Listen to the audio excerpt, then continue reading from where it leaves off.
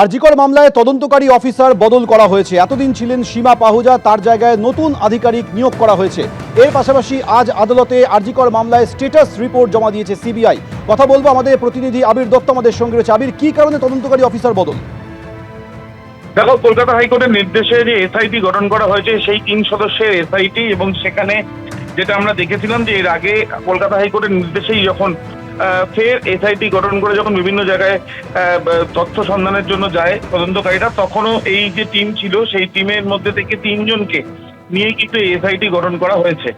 এবং তোমাকে জানাই, আজকে আদালতে স্ট্যাটাস রিপোর্ট জমা পড়েছে আরজিকর মামলার, এবং এই যে স্ট্যাটাস রিপোর্ট জমা পড়েছে সেই স্ট্যাটাস রিপোর্টে কিন্তু তারা স্পষ্টত উল্লেখ করেছেন যে 20 ভলিউমের প্রায় 1000-এরও উপরে নথি রয়েছে এই কেস ডায়েরিতে, অর্থাৎ এই মামলার তদন্ত যা হয়েছে সেই বিষয় সংক্রান্ত নথি, সেগুলো তারা ইতিমধ্যে স্ক্রুটিনি করে পড়েছেন এবং তারা বেশ কিছু বিষয় অনুসন্ধানের প্রক্রিয়া চালাচ্ছেন।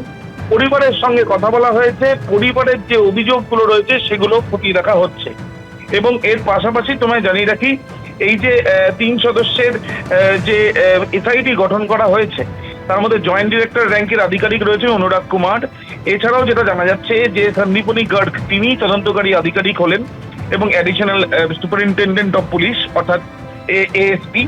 এবং তার সাথে সাথে যেটা জানা যাচ্ছে যে মনীশ কুমার উপাধ্যায় তিনিও ডেপুটি সুপার, তিনিও রয়েছেন। এই মনীশ কুমার উপাধ্যায় তিনি এর আগে আরজিকরের দুর্নীতি মামলার তিনি তদন্ত করেছেন। তোমাকে জানিয়ে রাখি যে সিবিআই তরফ থেকে এই বিষয়টি আদালতে জানানো হলেও আবেদনকারী অর্থাৎ অভয়ার পরিবারের তরফ থেকে যারা আইনজীবীরা ছিলেন তাদের তরফ থেকে স্পষ্টত আদালত কক্ষে দাঁড়িয়ে প্রশ্ন করা হয় যে নির্মল ঘোষ তাকে গ্রেপ্তার করতে তারা বলেছিলেন যে গ্রেপ্তার করা হোক, সেই বিষয় নিয়ে সিবিআই কি তদন্ত করেছে। দ্বিতীয়ত, অভয়ার সঙ্গে ঠিক ঘটনার আগে যারা উপস্থিত ছিল তাদেরকেও কাস্টাডিতে নিয়ে জিজ্ঞাসাবাদ করা হোক, সেই বিষয় নিয়ে কি করা হয়েছে। তৃতীয়ত, এফএসএল এর তথ্য নষ্ট করা হয়েছে বলে অভিযোগ উঠেছিল, সেই বিষয় নিয়ে তদন্ত কোন পর্যায়ে। এবং চতুর্থত, পরিবারের যে অভিযোগগুলো সেগুলো বিশেষ করে তার মায়ের বয়াননামা হোক, এই বিষয়গুলোর উপরে সিবিআই কি করেছে এতদিন সেটা জানানো হোক। এবং তার সাথে সাথে এই যে এসআইটি গঠন করা হয়েছে তারাই বা কি সন্ধান করেছে অনুসন্ধান করেছেন সেই বিষয়গুলো তদন্তে সেগুলো জানানো হোক আদালতের কাছে। যদিও সিবিআই তরফ থেকে যেটা বলা হয়েছে যে তাদের তরফ থেকে এই যে অনুসন্ধানে এই যে তাদের যে স্ট্যাটাস রিপোর্ট সেই স্ট্যাটাস রিপোর্ট তারা জমা দিলেন, যে স্ট্যাটাস রিপোর্টে তারা জানিয়েছেন যে এর আগে যে তদন্ত হয়েছে সীমা পাহুজা থাকাকালীন সেই তদন্ত কি কি হয়েছে সেই বিষয় নিয়ে তারা স্ক্রুটিনি করেছেন। এখন তারা পরবর্তী পর্যায়ে তদন্ত করতে চাইছেন এবং সেই অনুযায়ী তদন্ত চলবে, পরবর্তী স্ট্যাটাস রিপোর্টেও তারা সেটা উল্লেখ করবে। আবির, ধন্যবাদ। প্রাক্তন মুখ্যমন্ত্রী যে কাজটা করেননি, নতুন মুখ্যমন্ত্রী এসে সেই কাজটা করছেন এবং আমি দৃঢ় প্রতিজ্ঞা মেয়ের বিচার আমি পাবই। দেরি হবে কিন্তু বিচার অবশ্যই হবে। এটা আমারও অবাক লাগছে, যারা আমার মেয়ের সঙ্গে রাতে ডিনার করেছিল তাদের যদি হেফাজতে নিয়ে জিজ্ঞাসাবাদ না করা হয়, আমার মনে হয় এটা থেকে কিছুই বেরোবে না। এবং জানি না, হবে, অবশ্যই হবে। এবং স্বাস্থ্য সচিব যিনি ছিলেন নারায়ণ স্বরূপ নিগম, তিনি এখনও আছেন।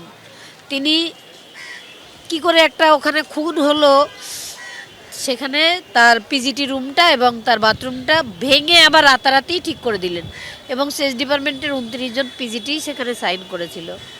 আজকে তো আমাদের শিয়ালদা কোর্টে যে ডেট ছিল, এখানে স্ট্যাটাস রিপোর্ট সিবিআই দেবে এবং আমাদের নতুন মুখ্যমন্ত্রী শুভেন্দু অধিকারী, যিনি আমার মেয়েকে বোন বলে সম্বোধন করেন, তিনি যে কাজটা করেছেন যে 3 জন আইপিএস অফিসার পুলিশ অফিসারকে সাসপেন্ড করেছেন, অনেক বড় পদক্ষেপ দেখিয়েছেন এবং তিনি আমাদের সঙ্গে সম্পূর্ণ সহযোগিতা করছেন। আশা করছি বিচার খুব দ্রুত পাবো এবং বিচারের লড়াইটা তো আমাদের নিজেদেরই লড়তে হবে। কোর্টে যেহেতু লড়াইটা আছে, কোর্ট আছে, সিবিআই আছে, লড়াইটা সেভাবে চলতে থাকবে, লড়াইটা আমরা করব। তো সিবিআই দীর্ঘদিন ধরে তদন্ত করেই যাচ্ছেন। আরজিকরে 24 ঘন্টার মধ্যে পুলিশ অ্যারেস্ট করেছিল, মমতা বন্দ্যোপাধ্যায়ের পুলিশ মূল অভিযুক্তকে অ্যারেস্ট করে নিয়েছিল। ওরাই বললেন সিবিআই চাই, সিবিআই করেছেন। আবার ওরাই বললেন সিবিআই মানি না। এখন আবার একটা সরকার বদলের পর একটা রাজনৈতিক ন্যারেটিভ তৈরি করার চেষ্টা হচ্ছে। তো সিবিআই এত দিন ধরে তো সুযোগ পেয়েছে, সিবিআই তো কেন্দ্রীয় সরকারের, তো এতদিন ধরে তদন্তে আবার নতুন তারা কি করবেন, তারা কি করছেন সেগুলো রিপোর্ট না দেখলে বলা যাবে না। এখন জোর করে কোনো রাজনৈতিক নির্দেশ দিয়ে সিবিআইকে কি বলা হচ্ছে সে তো আমরা জানি না। এবিপি আনন্দ, এগিয়ে থাকে, এগিয়ে রাখে।